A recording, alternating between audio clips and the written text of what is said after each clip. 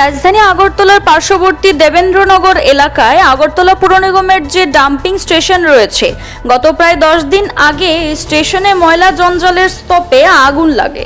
গত 10 দিন ধরে আগুন জ্বলে চলছে। দমকল বাহিনী চেষ্টা চালিয়ে গেলেও সম্পূর্ণভাবে আগুন নেভাতে সক্ষম হয়নি। ফলে প্রতিনিয়ত ধোঁয়া এবং দুর্গন্ধ ছড়িয়ে পড়ছে আশেপাশের জনবসতিগুলিতে। ধোঁয়া এবং প্লাস্টিক সহ অন্যান্য বর্জ্য পদার্থের পুরা গন্ধে অসুস্থ হয়ে পড়েছেন আশেপাশে এলাকার মানুষ। আগরতলা পুর নিগম সম্পূর্ণভাবে ব্যর্থ হয়ে পড়েছে আগুন নিয়ন্ত্রণে, এই অভিযোগ সিপিআইএম ত্রিপুরা রাজ্য কমিটির।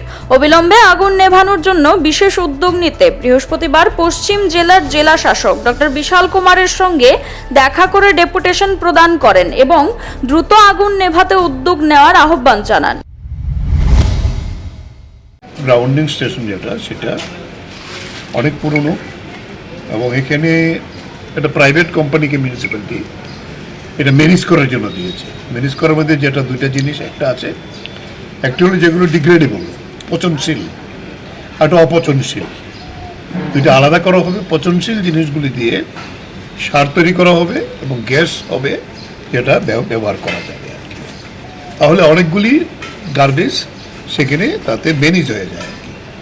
আর নন ডিগ্রেডেবল যেগুলো আছে, যেগুলো প্লাস্টিক ইত্যাদি আর কি, এগুলো পুড়িয়ে কিংবা অন্য কোনো মেথডে করে সেগুলিকে আলাদা সেপারেট করা হবে আর কি। কিন্তু আমাদের কাছে যদ্দূর খবর, এটা আমরা ডিএমকে বলে আসলাম, এটা কেন এরকম আগুন লাগবে, এরকম তো ঘটনা আগে হয়নি। আচ্ছা, গত 7 দিন যাবৎ আগুন লেগেছে এবং ধোয়ার জন্য প্রায় 3 থেকে 4 কিলোমিটার এলাকা ধোয়া, আপনারা এখনও গেলে দেখতে পারবেন ধোয়া উঠেছে। ধোয়ার ফলে এখান থেকে সমস্ত মাছি যা আছে এই সমস্ত গ্রামগুলিতে গিয়ে মানুষের জীবন অতিষ্ঠ করে তুলেছে। এত পচা গন্ধ আর কি, ওইখানে যাওয়া যায় না।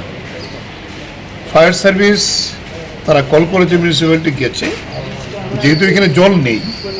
প্রথম 2 দিন প্রায় 10-12টা ফায়ার সার্ভিসই গেছে, কিন্তু গিয়ে তো একটা ট্যাঙ্ক করার পরে আর তো জল নেই, আবার চলে আসে। গত 3 দিন আবার যায়নি। আবার আমরা কথাবার্তা বলার পরে গতকাল এবং আজকে 2-3টা করে ইঞ্জিন যাচ্ছে, কিন্তু এই আগুন কন্ট্রোল করতে পারছে না। ধোঁয়া উঠছেই উঠছে, কারণ বিরাট বড় কোনো কাজ হচ্ছে না। মেশিন যে কোম্পানিকে কাজ করার জন্য দিয়েছিল সেই কোম্পানি কাজ করছে না। কনভেয়ার বেল্ট আজকে বন্ধ প্রায় 3 মাস। আমরা দেখলাম, যখন ডিএম সাহেবকে কথা বললাম, উনিও ঘটনাটা অনেকটা জানেন, উনি খোঁজখবর নিয়েছেন। উনি বলছেন আমি চিফ সেক্রেটারিকেও জানিয়েছি। তো উনি শেষ পর্যন্ত যেটা আমাদের এই ডেপুটেশনের পরে বলেছেন, আজকে বিকাল 3-4টার সময় উনি একটা মিটিং ডেকেছেন কনসার্ন সমস্ত ডিপার্টমেন্টকে নিয়ে। আমরা অনুরোধ করেছি আপনি নিজে যান, সবাইকে নিয়ে দেখুন, দেখে এটা ব্যবস্থা করুন। তা না হলে কিন্তু পিপুল আনরেস্ট এইভাবে হয়ে যাবে, এটা তখন ম্যানেজ করা যাবে না। আর গার্বেজ ফেলার মানুষ বন্ধ করে দিতে পারে, এমন পরিস্থিতি হতে পারে, কারণ মানুষের সহ্যের সীমার বাইরে চলে গেছে।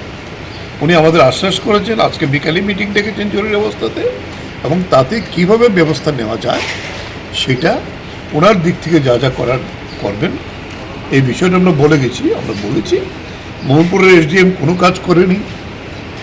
আর নির্বাচনের সময়েতে মোহনপুরের মতো জায়গাতে এখনও 4টে দোকান বন্ধ করে রেখেছে, অটো চালাতে দেয় না, মানুষকে কাজে আসতে দেয় না। এসডিএম এর কাছে বলা পুরো হয় না। উনি বলছেন এই বিষয়টাও দেখবেন, কথা বলবেন। CRI TV, channel for news and entertainment.